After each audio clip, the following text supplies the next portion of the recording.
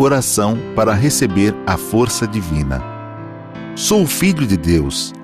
Isto significa que a vida de Deus fluiu para dentro de mim e se tornou minha vida. Por essa razão, dentro de mim se aloja a força curadora infinita de Deus. A vida universal de Deus não apenas se aloja em mim, mas brilha vigorosamente em meu interior. Não sou de forma alguma um vulcão extinto que apenas aloja a vida de Deus. Sou um vulcão ativo da vida de Deus. Sou algo semelhante à cratera de um vulcão por onde jorra a vida de Deus. Veja o vigor da minha vida que jorra saudavelmente, impelida pela grande força vital de Deus que se aloja em meu interior.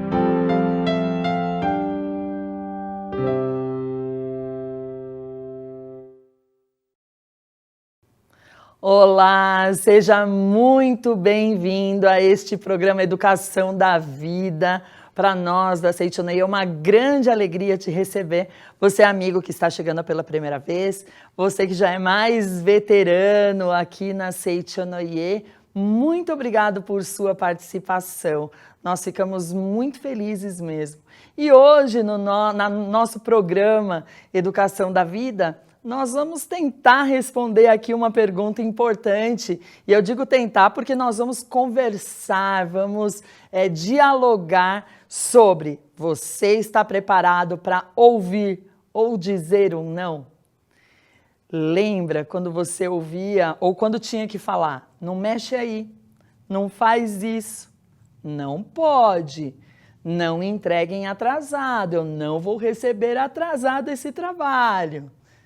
Essas frases, elas fizeram parte da nossa formação e às vezes elas estão aí presentes na necessidade da relação da gente com o educando, seja ele um filho, seja ele um neto, seja ele o nosso aluno, seja ele um paciente, né, no caso daquele que estão clinicando. A questão é a seguinte: são tantos nãos que a gente recebe e tantos nãos que a gente tem que falar. Será que a gente está preparado para receber? E será que a gente está preparado para falar esse não? Pensando nisso, vamos conversar sobre o assunto e eu gostaria de convidar você, amigo, que é educador, tanto formal quanto informalmente, e que gosta da pedagogia da educação da vida, ou que veio aqui para esse programa pensando sobre esse assunto. Eu quero refletir, eu quero pensar. Vamos refletir juntos, então, pensando em colocar um alicerce aqui na nossa fala. Vamos falar, então, sobre a pedagogia da educação da vida e o que ela nos explica. Tenho aqui em mãos o livro Ensinando e Disciplinando os Filhos, do professor Keio Kanuma. E justamente nesse livro, aqui na página 284, nós temos a seguinte reflexão. E aí me permitam, vou ler. A educação consiste em promover a exteriorização daquilo que está latente na criança. A educação consiste em promover a exteriorização daquilo que está latente na criança. Poderíamos substituir aqui a palavra criança por ser humano, porque a educação ela acontece ao longo de toda a nossa vida.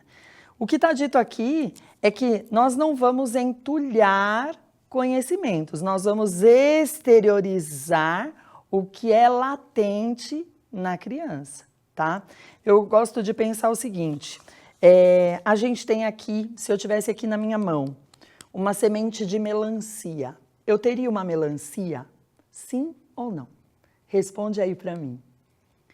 Inclusive você, amigo, que está chegando agora no nosso programa virtual, por favor, coloque aí no chat de onde você é, se você é educador, compartilhe conosco a sua impressão sobre a Seichonoye na sua vida. Nós gostamos dessa conversa, isso para nós é extremamente importante. Mas tá aqui a pergunta: tenho a semente de melancia. Essa semente é uma melancia? A gente pode pensar que ela é uma melancia em potencial. Existe a necessidade de semear, existe a necessidade da espera, existe a necessidade do cuidado do sol, da água. Há vários fatores aí que são necessários para que essa semente, ela floresça e se transforme na deliciosa melancia.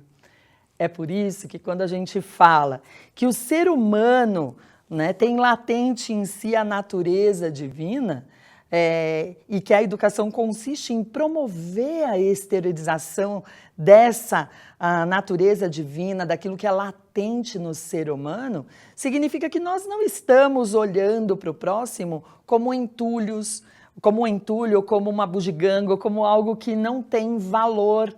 Nós estamos olhando para o indivíduo, para o ser humano, como alguém que tem valor verdadeiro, que tem o que a gente chama aqui na Seitonoye de valor eterno. Então o trecho continua. Para se empenhar na educação, os pais e os professores precisam conhecer a natureza verdadeira do ser humano, que é algo mais valioso que ouro ou diamante. A natureza verdadeira do ser humano é um ser sublime, que não se compara a nada neste mundo. A educação se degrada quando perde a confiança no valor intrínseco do ser humano. É preciso, pois, acreditar na natureza divina do ser humano e refletir acerca de como proceder para fazer com que ela se manifeste. Então, está bem claro aqui o nosso papel. Nosso papel é exteriorizar esse potencial latente, essa natureza divina. A pergunta é, como é que a gente olha para esse indivíduo que está à nossa frente? Como eu olho para esse ser humano? Eu olho para ele e reconheço nele um ser menor do que ele é, do que o potencial que ele tem?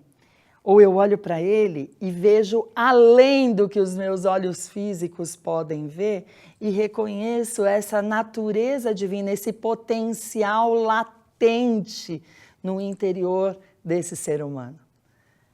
É assim que nós devemos agir, nós que somos educadores, e aí eu estou falando do educador que atua na educação formalmente ou naquele que atua informalmente, como pai, mãe, avô, avó, tio, tia. Nós temos que treinar os nossos olhos para verem corretamente a natureza divina de Filho de Deus. E aí tem um exemplo que é bastante rico, né? Vocês já viram uma roseira? Uma roseira, eu olho para ela e eu posso ver espinhos nela, mas eu posso ver também a flor. E esse exemplo está no livro Sabedoria da Vida Cotidiana, um outro título que a gente vai conversar um pouquinho agora. Na página 80, o nosso sagrado mestre Masaharu Taniguchi, é um livro Sabedoria da Vida Cotidiana em 365 preceitos. Esse aqui é o volume 1 do livro. Aqui há um trecho que diz: as flores e os espinhos da roseira. O ser humano possui defeitos e qualidades. Ora, leitora, mas não há a natureza divina do Filho de Deus? Claro, nós somos essa natureza, essa é a nossa essência divina. Nós somos criados à imagem e semelhança de Deus. Embora sejamos criados à imagem e semelhança de Deus, enquanto não reconhecemos essa natureza divina, o que acontece? Se expressa aquilo que a gente reconhece e aquilo que o nosso entorno também reforça na gente. Então, aparecem e se manifestam situações como rebeldias, doenças, tristezas. São expressões, não são criações de Deus. E é isso o que está dito aqui. Nós temos o ser humano possui esses defeitos e qualidades. Como podemos compará-lo a uma roseira? Se olharmos e apreciarmos apenas as flores, ficaremos encantados com a sua beleza. Se, porém, olharmos apenas os espinhos da roseira, as lagartas, as taturanas ou os pulgões ousados em seus caules e suas folhas, não poderemos apreciar a beleza das flores e ficaremos aborrecidos com essas imagens desagradáveis. Olha que interessante, é uma questão de perspectiva, né? Você olha e fica observando só aquilo que é negativo, ou você olha e enxerga aquilo que é mesmo, aquilo que existe de verdade. E ele continua: da mesma forma, se observarmos e apreciarmos as qualidades das pessoas, a vida será bela. Mas, se ficarmos reparando apenas os defeitos do outro, não poderemos sentir a alegria da vida, nem conhecer a beleza dos sentimentos humanos. Muitas vezes, nesse processo de falarmos não, vem atrelado a visão que a gente tem a respeito do que esse educando está fazendo ou o comportamento que ele tem. Vamos pensar a respeito disso. Significa que às vezes a gente olha e ele está de forma, talvez no nosso pensamento, né, atrevido, mexendo num armário que não deve. E aí a gente pensa, tá vendo? Esse aí não recebeu educação, tá vendo? Ele é tal coisa. E é quando a gente fala, já falei para você, não faz isso, e você não me obedece, por trás desse não, ele pode ter a ideia de que esta criança, este educando, não presta, que ele não tem valor. Agora, se de verdade, no momento em que nós somos orientar, há dentro de nós essa confiança, essa certeza de quem é este ser humano que está na nossa frente, esse não, ele representa você é filho de Deus, eu confio em você. E agora eu preciso te orientar na direção correta. Tem a ver com a nossa visão de mundo, a visão que a gente tem a respeito de quem a gente é e desse papel do educador. O papel do educador, que é o de exteriorizar a natureza divina do Filho de Deus, ele não consiste em colocar o nosso educando, esse ser humano, num grupo do pode tudo ou num grupo do não pode nada.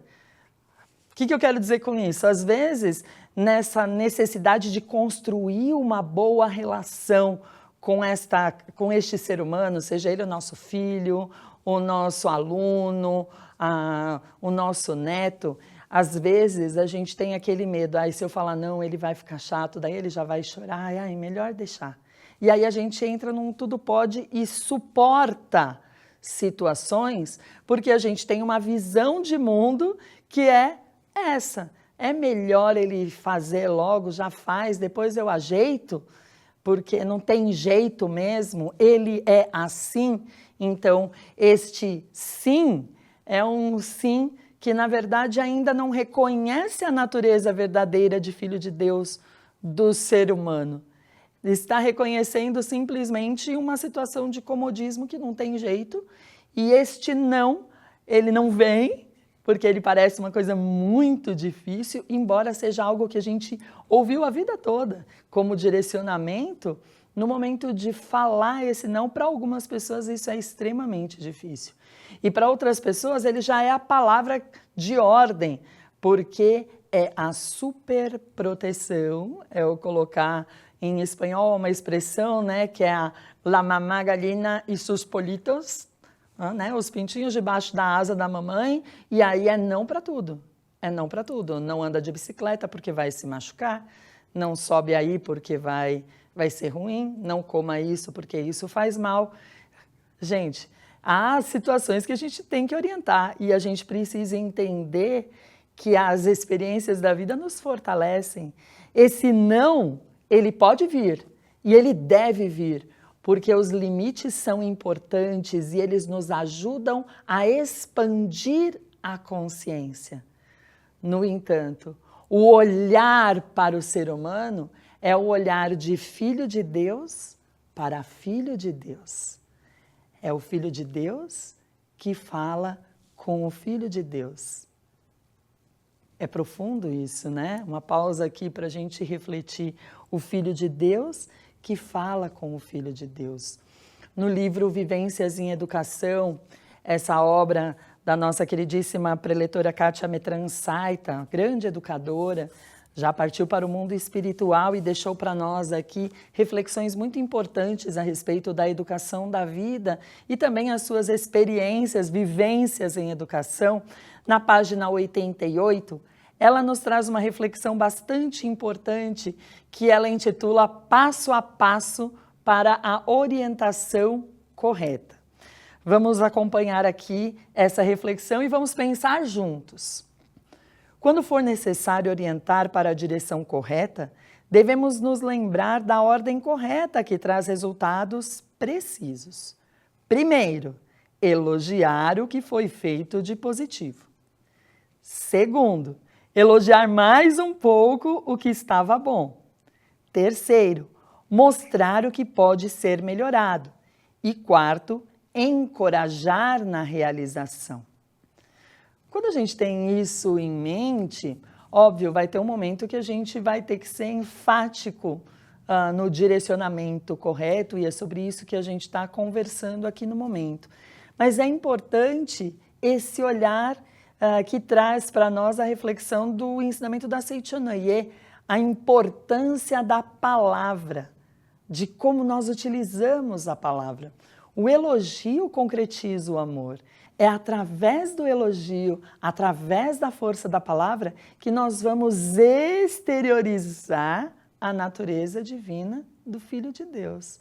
E a preletora Kátia diz, entre as várias virtudes que os pais devem desenvolver em si próprios, ao terem sob sua responsabilidade a criação dos filhos, está a paciência. A educação verdadeira requer paciência e perseverança. Que pai nunca teve que falar 1 milhão de vezes a mesma coisa? E hoje, ao olhar seu filho, se dá conta de quão importante foi todo esse processo de amor. Porque não é só o não, é o amor que envolve o nosso filho, o nosso educando. Que professor nunca olhou para os seus alunos depois de formados, tempos depois, olhando aí nas mídias sociais e percebeu, nossa, que maravilha, como valeu a pena para compartilhar aqui e ilustrar. Recentemente eu estava nas minhas mídias sociais e recebi uma mensagem de uma aluna, hoje já casada, e ela relatava, professora, olha, muito obrigado, olha que interessante, né? Muito obrigado por não me deixar não entregar os trabalhos, né?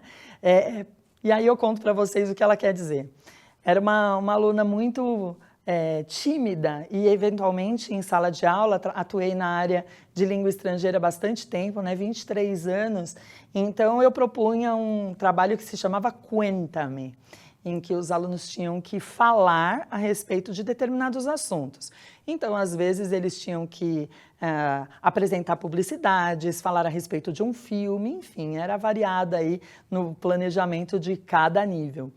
E ela sempre vinha falar, ai, professora, eu posso entregar um trabalho à parte, eu posso gravar e entregar para você. Ela sempre vinha com uma forma muito alternativa, digamos assim, de querer apresentar essa parte, que ela entendia a diferença, né, do trabalho oral e do trabalho escrito, mas ela queria não apresentar ao vivo e a cores. E eu falava para ela, querida, aí vem, você é tão maravilhosa, você tem uma voz tão bonita, olha, eu gosto tanto dos seus textos escritos, você assim, tem uma reflexão, uma capacidade argumentativa tão maravilhosa.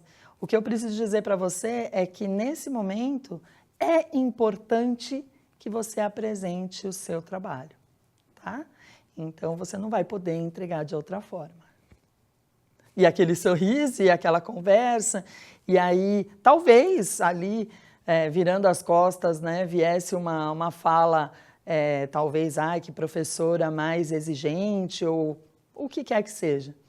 Mas quando ela me escreveu, ela falou que bom que você nunca me permitiu fugir dessa responsabilidade. Recentemente, eu recebi uma promoção na minha empresa, porque eu tive que salvar a minha equipe, representando a minha empresa, falando em espanhol, com outros clientes, ninguém da equipe sabia falar, e aí eu falei, bom, eu tenho o espanhol da escola, tá aqui em algum lugar, pode deixar que eu vou, não tem outra pessoa, vou eu mesmo.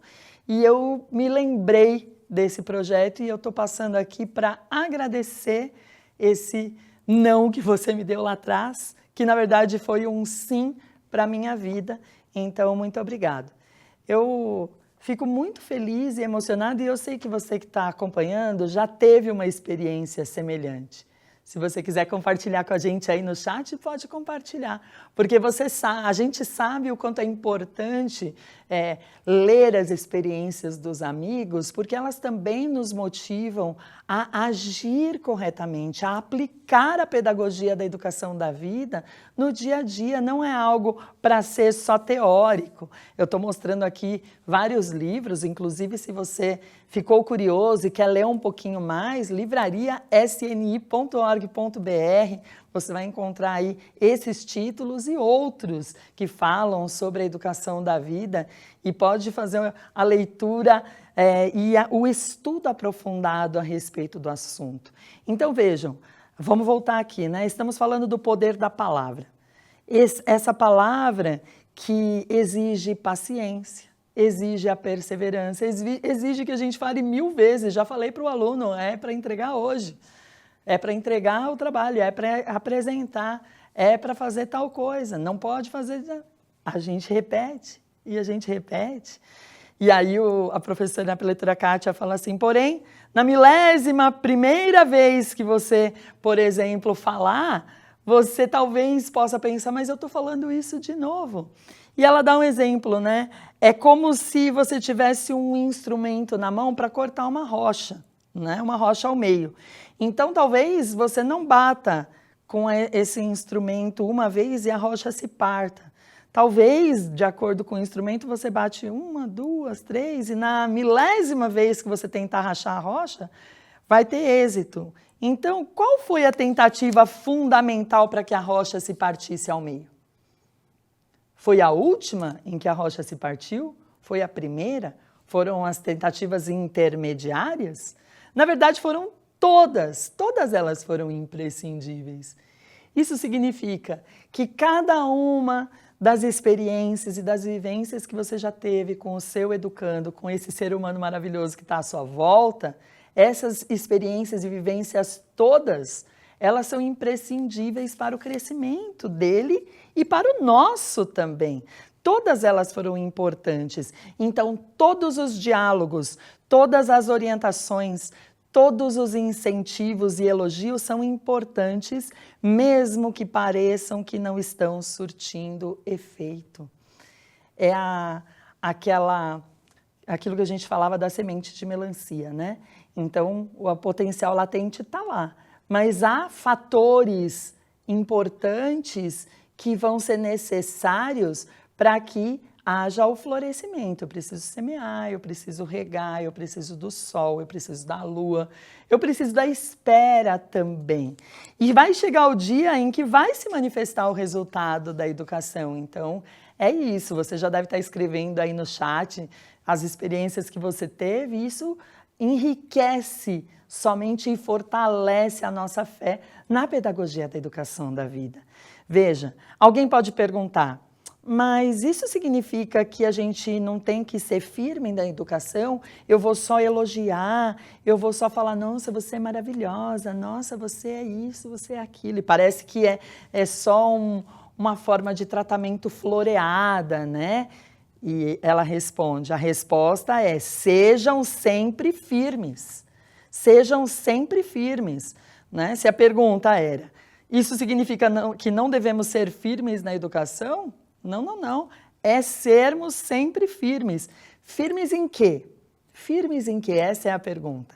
E vamos à resposta. Firmes no caráter. Se sujeitarem a tratos e acordos errôneos, chantagens e ironias, você vai estar perdendo realmente o seu eixo. Você não precisa se vincular ou se sujeitar a tratos errôneos, chantagens ou ironias. Mas se você não fizer tal coisa, eu vou me jogar aqui. É isso. Eu me lembro de uma ocasião em que minha mãe, que estava conhecendo a Seichonoye na época, nos levava para uma reunião de associação local num bairro aqui de São Paulo, que era a Liberdade. Tinha uma reunião lá e nós fomos com ela, digo nós porque fomos meu irmão e eu. temos mais ou menos 4 anos de diferença, então ele devia ser uma criança de por volta de 5, 6 anos. E naquela experiência ele queria uma televisãozinha, talvez você mais retrô se lembre, ele queria um brinquedinho que apertava embaixo e mudava a imagem olhando ali por um buraquinho que tinha na televisãozinha, né? Era um visorzinho. E era um brinquedinho muito simples, mas ele queria aquilo de qualquer forma. Então, ele começou a chorar e ele se jogava no chão, no meio da rua. Nós estávamos ali no bairro, indo para o ponto de ônibus depois da atividade que a gente estava. E como eu disse, minha mãe estava conhecendo a Seichonoye ali, estava iniciando no processo, né, dando os seus primeiros passos no ensinamento da Seichonoye. E ela de mão dada com ele, e eu olhando e ele chorando, e parecia, para todo mundo olhando na rua, parecia que ela estava tratando muito mal aquela criança. Veja, vou contar essa experiência, foi uma vivência familiar, pessoal. Com isso eu não estou querendo dizer que todos devam agir da mesma forma, mas estou analisando aqui aquela atitude. Quando chegamos em casa, depois de pegar o ônibus e essa criatura, meu irmão maravilhoso, ter ido para casa, dentro do ônibus, chorando o percurso todo, ela olhou para ele e falou assim: querido, você não vai sair mais com a gente, tá bom? Você agora, todas as vezes que a gente for sair, você vai ficar em casa, e quando você refletir, ela usou outras expressões que eu não vou me lembrar agora, mas quando você pensar a respeito do assunto e entender quem você é e qual é a forma de você se comportar, daí você vem conversar com a mamãe e a gente retoma aí os nossos passeios, mas por enquanto você não vai mais, tá bom? E foi assim, eu saía com a minha mãe e ele ficava em casa com meu pai. Até o dia que ele chamou minha mãe e falou: já pensei e eu já estou aqui pronto para passear. É isso? Já refletiu? Então vamos. Meu irmão hoje é um grande homem de negócios, um pai de família maravilhoso, é meu melhor amigo, vou até me emocionar. E esse irmão maravilhoso que eu tenho, ele nasce de um processo de aplicação veemente da pedagogia da educação da vida.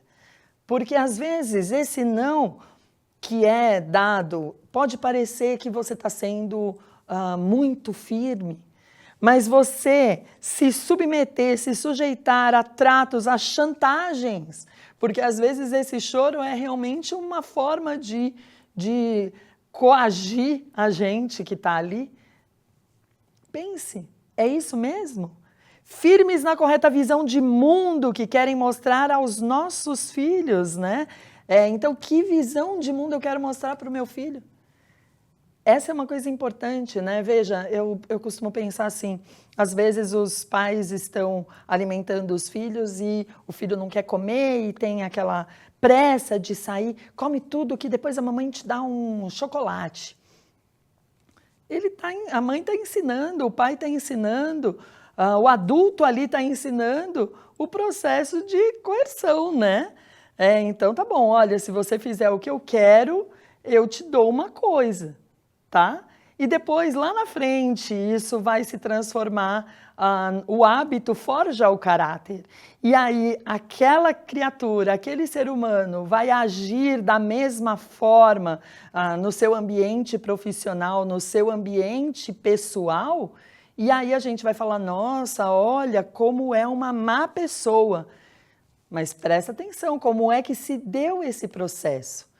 Com isso, a gente não tem que se sentir culpado, mas a gente precisa assumir a responsabilidade de olhar para o ser humano como um verdadeiro filho de Deus. Como um verdadeiro filho de Deus. Então, aquilo que eu falo, aquilo que eu penso, os meus hábitos, eles demonstram de verdade a minha visão de mundo. Então, a maneira como eu vou orientar o meu filho, que é firme, né? Ela vai mostrar a correta visão de mundo para ele, para o meu educando, para este ser humano.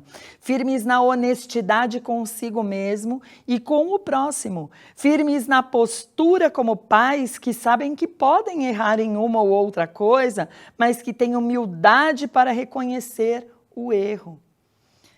Há um tempo atrás, numa discussão com uma das minhas filhas, eu tenho 3 filhas, hoje já mulheres adultas, né?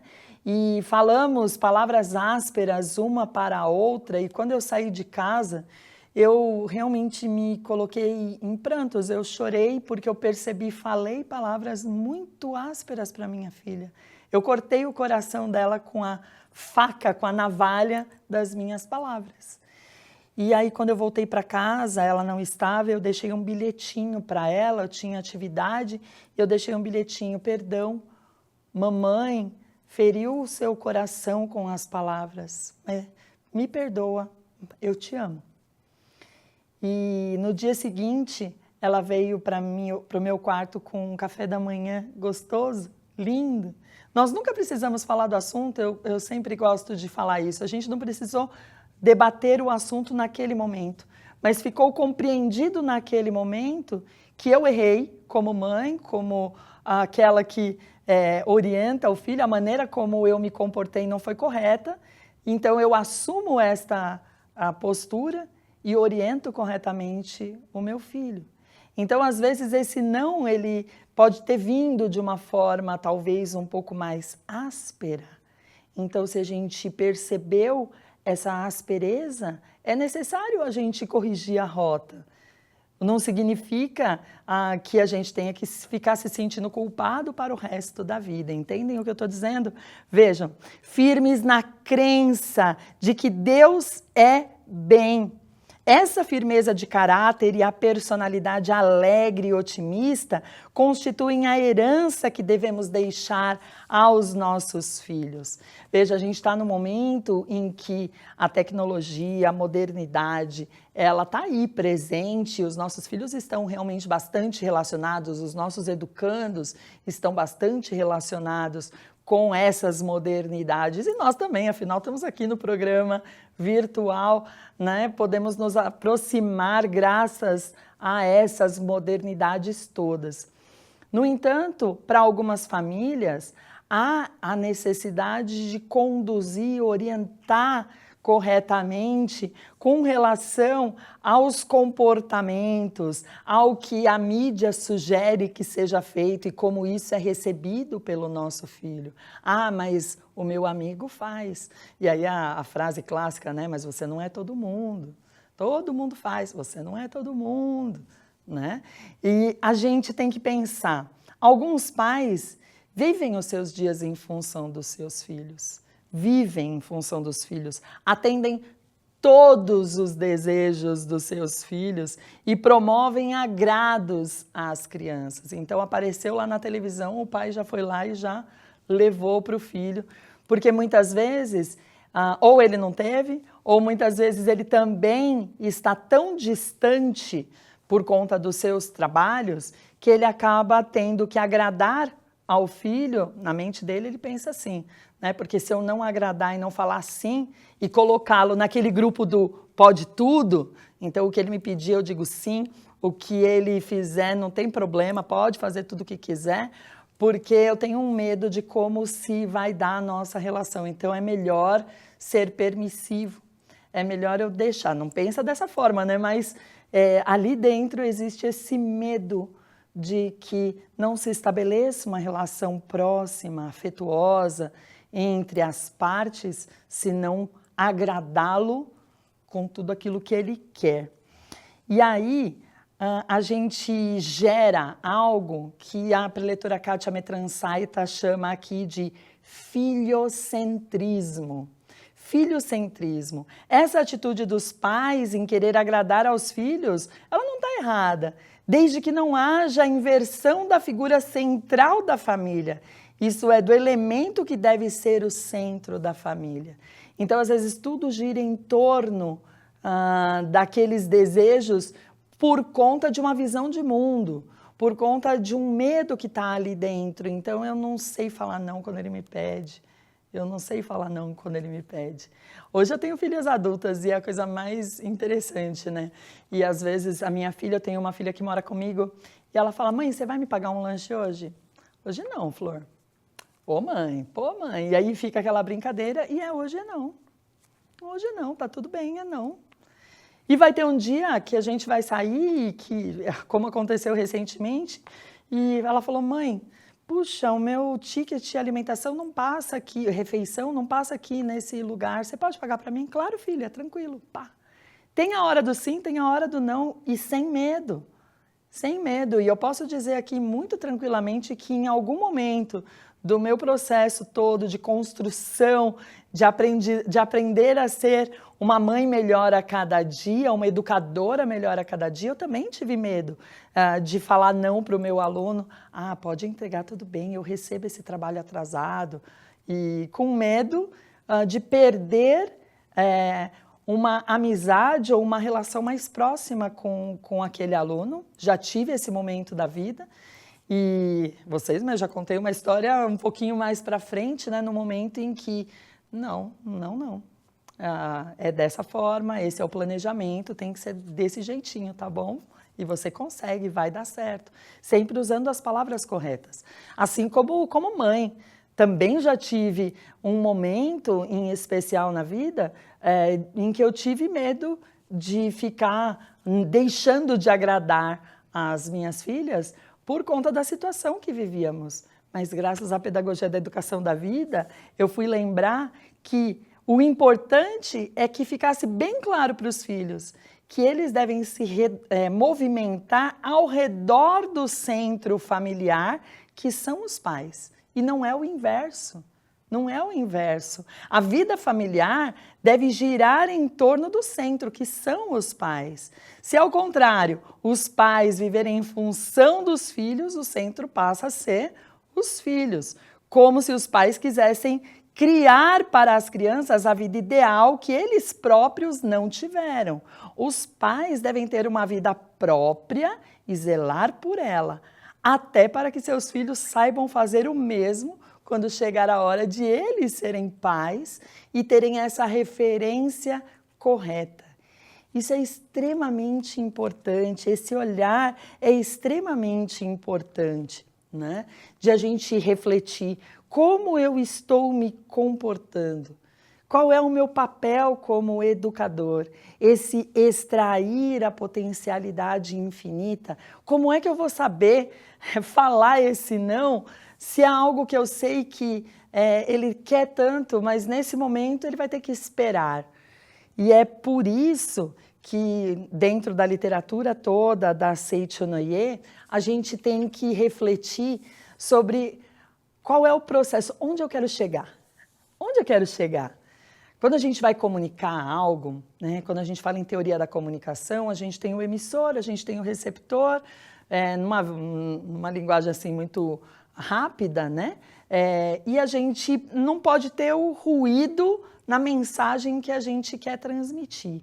Então, nesse processo de comunicar aquilo que eu devo comunicar, às vezes a gente é muito rápido, né? É o não pelo não, e a outra parte também não sabe do que se trata, nem a gente mesmo sabe por que a gente está falando não. Ah, ninguém vai deixar, então eu também não vou deixar. Eu me lembro que quando minha filha do meio, que hoje já é casada, né, e mora na cidade de Florianópolis, ela também é educadora, pedagoga também, atua na área de educação. E quando ela tinha mais ou menos 12 anos, ela se voltou aos esportes e treinava bastante handebol, 12, 13 anos, 14, e ela se tornou uma atleta federada da Federação Paulista de Handebol. E ela tinha que sair da escola em que estudava e se dirigir ao treino. Isso exigia que ela tomasse 3 ônibus e andasse um percurso, e tinha que fazer isso, às vezes, 3 vezes por semana. E aí, assim, vai deixar? Você vai deixar a sua filha fazer isso? Eu vou orientar, vou com ela, vamos fazer esse percurso aí 3 vezes, 4, até ela aprender e depois ela pode ir sozinha. Nossa, mas que loucura! Se a gente se deixa muitas vezes levar pelo senso comum, a gente acaba falando um não porque é um não do senso comum, do medo. Entendem o que eu quero dizer? Vamos pensar juntos aqui. E aí o que eu pensei ali, conversando com Deus, elevando o meu pensamento a Deus. Deus, dá-me uma boa ideia, uma melhor forma de orientar. E aí a gente fez durante algumas semanas o percurso junto com ela, pegando os 3 ônibus, ensinando ela a chegar. E algumas vezes ela ia e voltava sozinha, chegava em casa tarde da noite, assim, tarde, 7h30 da noite, então ela acordava cedíssimo para ir para a escola, estudava, terminava o período letivo, ia para o treino, chegava no treino 2 horas da tarde, voltava às 7h30, 8 horas da noite, comia um pratão de comida, ia fazer lição, depois ia descansar, e todos os dias era isso, e a mãe falou sim. Mas a mãe falou sim porque, primeiro, que visão de mundo eu tenho, que visão de ser humano eu tinha naquele momento? Já era a visão do Filho de Deus, da natureza divina, do potencial, da orientação. Claro que todas as orientações com relação às questões do plano que a gente vive, elas foram dadas com sabedoria, sem incutir medo na criança, naquele adolescente, no caso. E hoje, olhando para essa história, como foi bom ter falado aquele sim. E como foi bom, em alguns momentos, ter falado, filha, hoje você não vai, a mamãe vai com você. Ou hoje não, desta forma, tá bom? Tudo bem, vamos conversar sobre isso. Vejam, no livro Reflexões sobre a Vida, o nosso sagrado mestre Seiichi Taniguchi, na página 245, ele faz uma reflexão muito interessante, já que a gente está falando da construção daquilo que a gente quer falar. E ele conta a seguinte história. Certa feita, deixei o carro no quintal da minha casa. À noite, ocorreu um temporal. Na manhã seguinte, liguei o motor do carro. Felizmente, não havia entrado água no motor e ele começou a funcionar normalmente. A estreita da rua da frente de casa estava livre, sem nenhum carro, então eu pensei, que bom, hoje eu posso movimentar o carro sem nenhum problema. E aí ele tentou partir com o carro e o carro patinou e não saiu do lugar. Por conta da chuva, a terra ela ficou muito mole e os pneus eles afundaram na lama. Então o plano de sair foi por água abaixo. E aí ele faz a seguinte reflexão. É muito fácil transferir o problema a algo fora da gente. Por exemplo, culpando o temporal, culpando a chuva forte.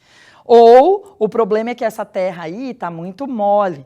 Mas esse modo de pensar não acrescenta nada na nossa vida. E, em suma, ele diz o seguinte, o erro está na inadvertência, né? Se muitos jovens, por exemplo, mesmo acreditando em Deus, fracassam no vestibular ou demoram a atingir o objetivo, não seria por causa do seu modo de pensar demasiadamente otimista? E aí o que ele quer dizer com isso? É sempre importante receber a sabedoria e o amor de Deus, preparar-se, depois alcançar o objetivo. Quem se apoia em Deus sem efetuar os preparativos básicos está ligado com a ilusão de que Deus ama os preguiçosos. Não há impaciência nem preocupações para quem se prepara com sólida fé. A preocupação e o temor surgem porque falta o preparo. Mas um preparo que depende da pequena mente humana continuará acompanhado de preocupações. A preocupação e o temor seriam iguais aos alarmes que avisam não foi feito o preparo adequadamente. Então, na verdade, a gente precisa fazer aquilo que é bíblico, né? Orar e vigiar. Há momentos em que o não é porque eu não confio no meu filho. Ao contrário, eu confio plenamente no meu filho. A minha visão de mundo a minha visão de ser humano é perfeita. Eu extraio dele a potencialidade infinita. E nesse momento é um não porque nós vamos nos preparar e dar passos bem firmes, um passo, outro passo, para alcançar aquilo que a gente sabe que a gente é merecedor. Entendem? Vamos nos preparar juntos. E só ficar sentado esperando não funciona. Então, às vezes, essa forma, a gente está preparado para falar? Talvez a gente não esteja, mas se a gente vai se fortalecendo com a convicção correta, com a visão correta de ser humano, com a visão correta de mundo, a gente vai se sentindo realmente mais fortalecido para conduzir e orientar da maneira adequada. E talvez a gente nem esteja preparado para ouvir um não. E aí a gente tem que ter ouvidos para ouvir. Para além da frase feita como eu posso me tornar um ser humano melhor com essa colocação? O que eu posso aprender com este não, com esta experiência, né? Quando eu prestei vestibular, eu queria passar na Universidade de São Paulo e eu não fui chamada na primeira lista e eu perdi a fé na Seichonoye naquele momento. Eu tinha passado em outros tantos vestibulares, mas aquele não foi para mim muito ruim e eu queria sair da Seichonoye. Então eu fui para um evento da Seichonoye como se fosse o meu último, minha despedida.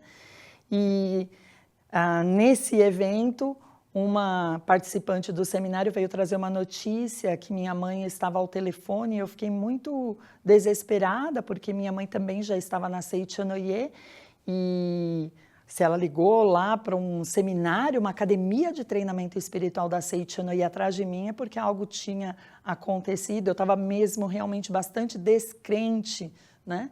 E ela falou, não, a sua mãe mandou um recado para você que seu nome saiu na segunda lista da Universidade de São Paulo, então você está convocada, passou no vestibular. E, nossa, aquilo trouxe para mim uma reflexão, e eu me lembro que eu queria ser um avestruz, né, naquele momento, porque caiu uma ficha, né, se processou toda uma compreensão na minha mente de que eu precisava daquele espaço, daquele não, porque naquele pequeno espaço de tempo eu precisava refletir e aprender a ser uma pessoa mais grata, aprender a ser uma pessoa mais generosa, aprender a olhar com os olhos de Deus para tudo que acontece à minha volta. Então agradeci e comemorei com os amigos ali. E existe uma necessidade nossa, né, de pensar a respeito de construir uma nova vida. E nesse momento que a gente está conversando aqui nesse programa, né, de educação da vida, ainda no livro Reflexões sobre a Vida, nós temos na página 181 a seguinte reflexão. Para os leitores construírem uma nova vida a partir de agora, é necessário conhecer a forma de transmitir claramente o seu pensamento aos outros. Nós estamos falando de como falar, então tem e como ouvir também, né? Tem essa maneira importante que é a nossa visão de mundo, a maneira como eu me vejo, a maneira como eu vejo o ser humano à minha frente. E aí a reflexão é a seguinte, é necessário conhecer a forma de transmitir claramente o seu pensamento aos outros. Não há pessoa que consiga levar a vida com maior facilidade do que aquela que sabe transmitir com clareza aquilo que pensa. Então eu tenho o emissor, eu tenho o receptor, eu tenho a mensagem, eu não posso ter ruído de comunicação. E muitas vezes os nossos medos são ruídos de comunicação. Veja o que o mestre Seiichi Taniguchi nos diz. Não há pessoa que consiga levar a vida com maior facilidade do que aquela que sabe transmitir com clareza aquilo que pensa. Por não saber relacionar-se bem com as pessoas, muitos acabam se acanhando desnecessariamente diante dos outros.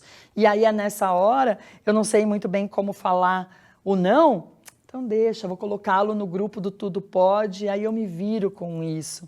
Aquilo que deve ser expressado em 10 palavras, você fala em apenas 1 ou 2 palavras. Então, vai, tudo bem, deixa assim. Estou dando esse exemplo, poderíamos entender de várias formas, mas se encaixa aqui na nossa reflexão. Aquilo que deve ser expressado em 10, tentam falar em 2. Disso nascem os equívocos. E nasce o equívoco de interpretação da criança, do educando, do ser humano. Então eu posso tudo, eu vou fazer isso mesmo. E vai chegar um momento em que nem você vai dar conta, né? E você vai ter que parar para analisar e corrigir a rota Naquele momento você não dá conta, mas se você sentar em silêncio, orar e entregar a Deus, você vai corrigir a rota da vida, da sua família, dos seus alunos, dos educandos, do ser humano, a sua própria rota, né? Aí, entretanto, eles não procuram desfazer o equívoco e são muitas as situações em que acabam desistindo, confrontando-se ou cortando as relações. Numa situação assim, a gente, ao invés de temer ou fugir daquilo que deve ser feito, nós precisamos nos conectar diretamente à sabedoria que observa tudo das alturas. Em outras palavras, é necessário para os nossos relacionamentos um sentimento de comunhão com Deus. Nós precisamos nos unir a Deus. Sabe, eu trouxe aqui para compartilhar com vocês, né? Eu, durante todo o processo de construção de ser uma boa educadora, a melhor mãe do mundo, porque afinal tenho as melhores filhas do mundo, então é assim que a gente deve se reconhecer, porque somos filhos de Deus, reconhecer essa natureza divina de filhos de Deus.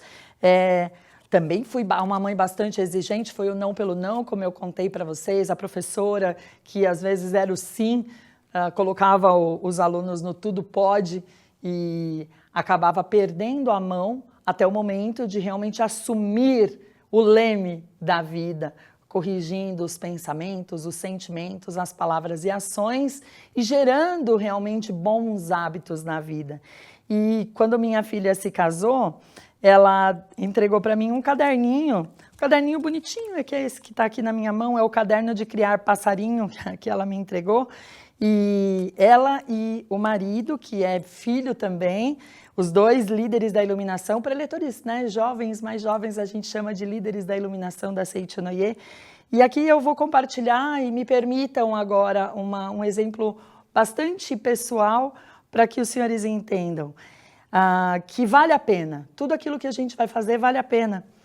Ela fala assim: chegou o momento da sua passarinha voar. Ao longo da vida em nosso ninho vivi momentos maravilhosos, aprendi muito e lapidei meu espírito a ponto de ser quem sou. Te agradecer não parece ser o suficiente. Você dedicou tanto amor, tempo, energia, fé, paciência, força e vida a nós. É uma mãe maravilhosa e juntas aprendemos e evoluímos muito.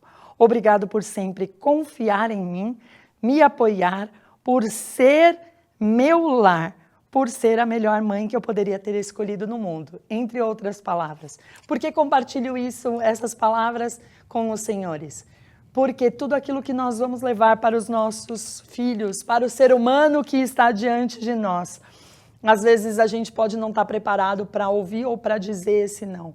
Mas a gente tem que entender que no processo de educação, a gente vai construindo com paciência, com perseverança todo essa estrutura, essa base, confiando em Deus, elevando o nosso pensamento a Deus. E é isso que eu gostaria de convidar você, amigo que está aqui acompanhando este programa de Educação da Vida para fazer. Elevar o seu pensamento a Deus e talvez esse assunto te motivou a estar aqui, a seguir aqui com a gente, porque você está vivendo uma situação talvez de conflito em que a forma de orientar, ela está gerando um atrito entre os membros da sua família. No livro Minhas Orações, há a oração para eliminar o conflito. Então, se tiver um mínimo sentimento de conflito, não há paz verdadeira. É importante, então, não abrigar na mente essa semente de conflito, porque ela vai germinar, assim como a semente de melancia, se tiver condição certa, ela vai germinar e ela vai dar frutos. Então, para eliminar o conflito, nós vamos convidar agora você, amigo que nos acompanha neste programa de Educação da Vida, a orar.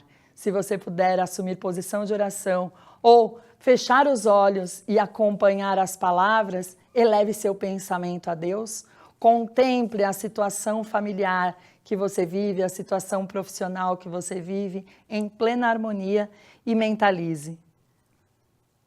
Neste momento, Deixo o mundo dos 5 sentidos e entro no mundo absoluto de Deus, no mundo da essência.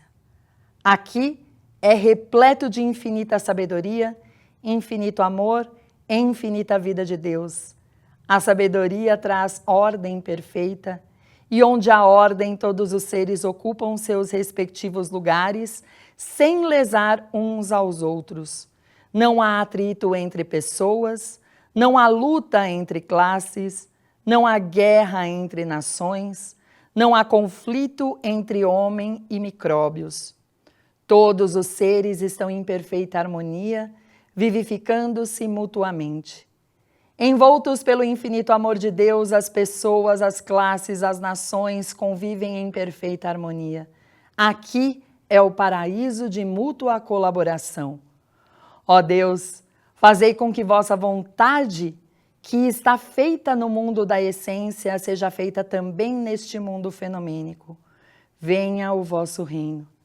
Neste momento, Deus, através de sua sabedoria infinita, seu amor infinito e sua força infinita, está tornando o mundo fenomênico tão perfeito quanto o mundo da essência.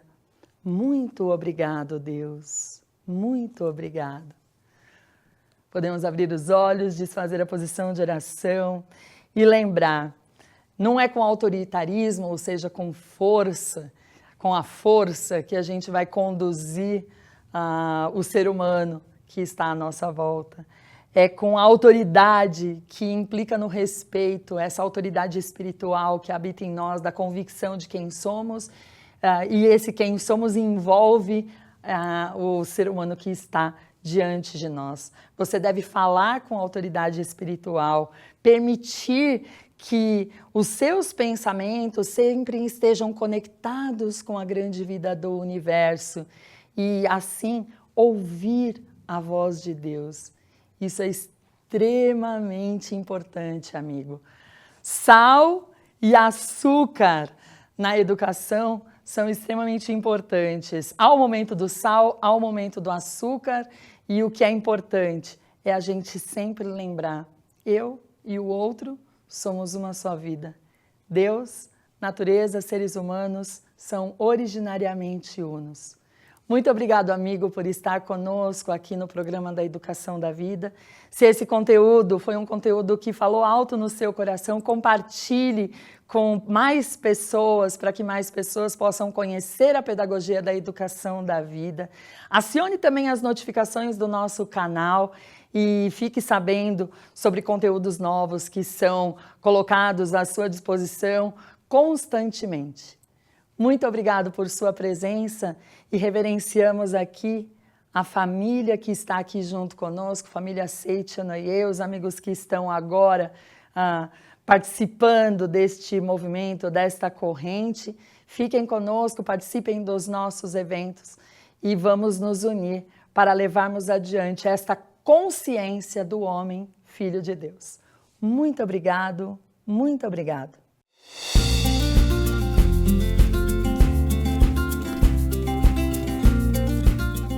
Olá! Nós sabemos que todo educador, seja ele profissional da educação ou não, pode ser o pai, a mãe, um cuidador, né? Traz no seu íntimo o desejo de contribuir para o desenvolvimento do seu educando, do seu filho, do seu aluno, da pessoa com quem você convive. Por isso, a gente fica constantemente à procura de soluções. Mas, mais do que soluções, o importante é encontrar e apreender o correto modo de educar. Sendo assim, meu amigo, eu te convido a conhecer o ciclo de estudos da Educação da Vida, carinhosamente chamado de CEV. O CEV surgiu não só para atender às necessidades dos educadores, dos profissionais da educação, mas discutir essas questões que afligem a sociedade atualmente. Ao apresentar, estudar e aplicar a correta educação, a educação da vida, o CEV propõe uma verdadeira quebra de paradigma. Porque além de estudarmos a educação da vida propriamente dita, em profundidade, Nós estudamos os pilares do ensinamento, onde se alicerça essa visão de mundo, essa visão de homem, essa visão de educação.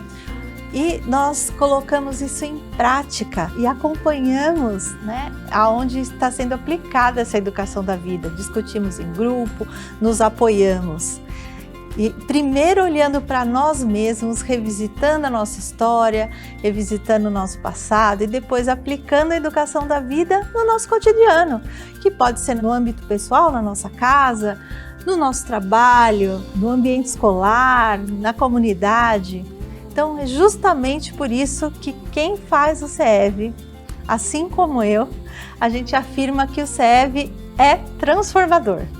E eu te convido a conhecer.